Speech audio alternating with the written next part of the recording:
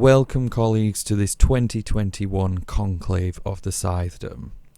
We are here to make contributions to the ideas of the Scythedom and to discuss what we shall condone and condemn. You may suggest anything in conclave up to and including the validity of our commandments. However, we must all justify our views and propositions. The Scythe commandments are the laws which we all have to operate under. A discussion for conclave is regarding the Tonist movement and how we are to deal with them.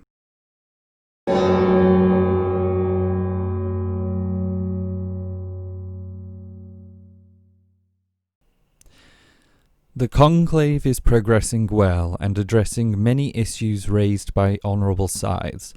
Due to the rise of the Tonist movement and their attitude towards the Scythedom, I believe it is time for us to set out our stance regarding the Tonists and how we are to deal with them in the future. Are they an impending threat to society or a simple curiosity? Responses from Conclave. Honourable Scythe John Locke believes that until the Tonist movement becomes the calibre to pose a threat not to the Scythedom but to society, then we shall treat them just like any other citizen. We should not publicly declare a stance on the Tonists until we are sure beyond a shadow of a doubt of our position, and the Tonist position regarding societal safety. So far they have shown no malice towards us other than disdain.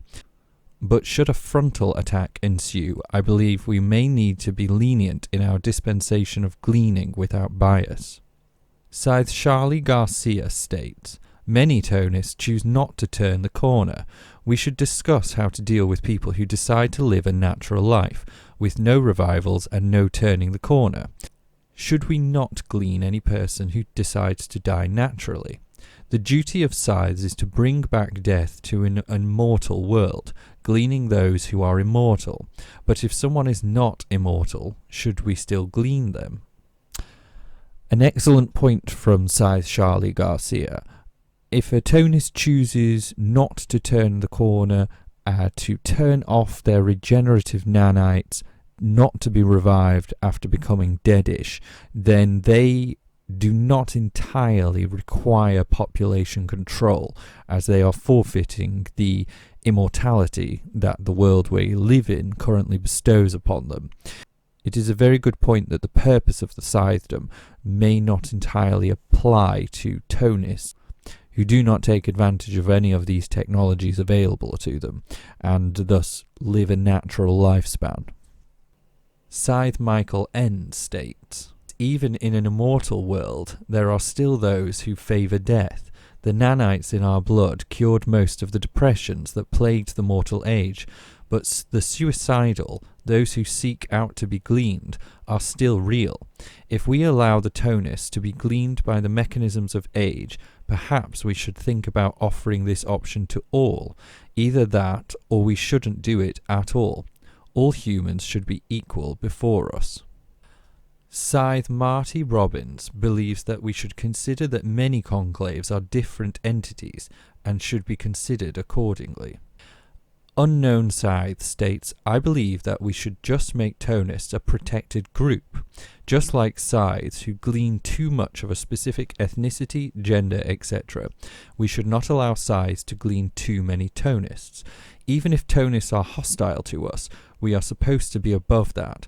We must show that we are good people for the good of society and that we can be trusted by anyone, including Tonists.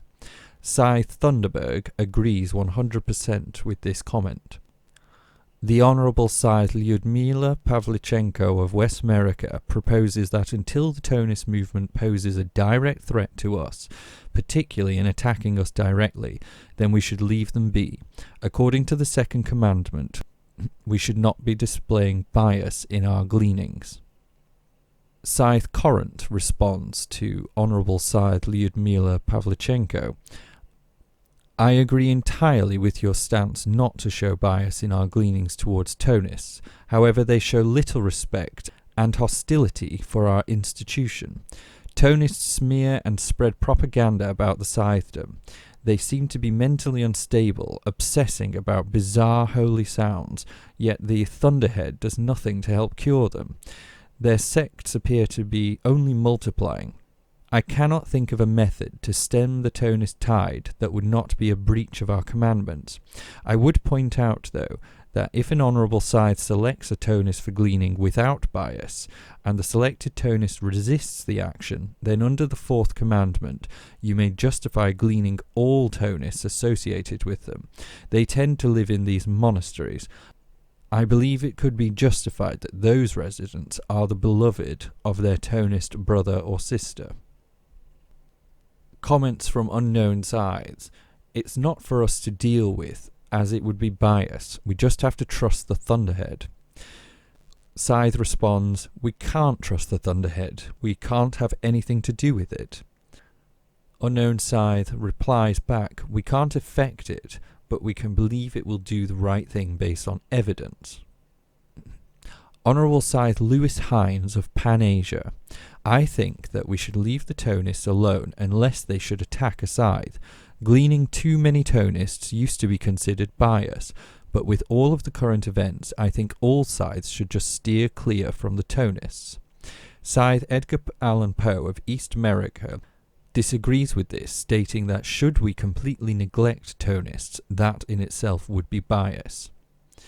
Scythe Lewis Hines responds, you have a point, however, what exactly can we do? Scythe Poe responds, carry on exactly the way we always have. Our role in society is not to correct social issues, but to control the population. The Thunderhead shall deal with them should they pose a threat to society. Honourable Scythe Riordan seconds Scythe Poe's statements about this. Scythe Lewis Hines responds, I agree with that, but if a Tonist were to attack a Scythe, what would the Scythe do? Scythe Edgar Allan Poe responds, the same things that a Scythe would do if any other citizen attacks us. Are we not trained in nearly every form of execution imaginable? We shall glean him or her, and in accordance to our commandments, glean his or her loved ones, which most likely shall be the entirety of the monastery they belong to. Scythe Lewis Hines responds, I agree with that, Scythe Poe. We must follow our commandments, no matter what. Honourable Scythe Galileo wholeheartedly agrees with Scythe Edgar Allan Poe's statements. Scythe Charlie de Amelio concurs with Scythe Poe and Scythe Galileo in the gleaning of Tonists who would attack a Scythe. As we can see, colleagues, that many Scythes believe we should never show any bias towards the Tonists, despite however annoying they may be. However, if a Tonist was to attack a Scythe, then they should be gleaned as well as all those associated with their monastery, in accordance with the fourth commandment. Conclave has clearly decided to take no immediate action regarding Tonists. However, we will enforce the fourth commandment when necessary. Conclave has spoken.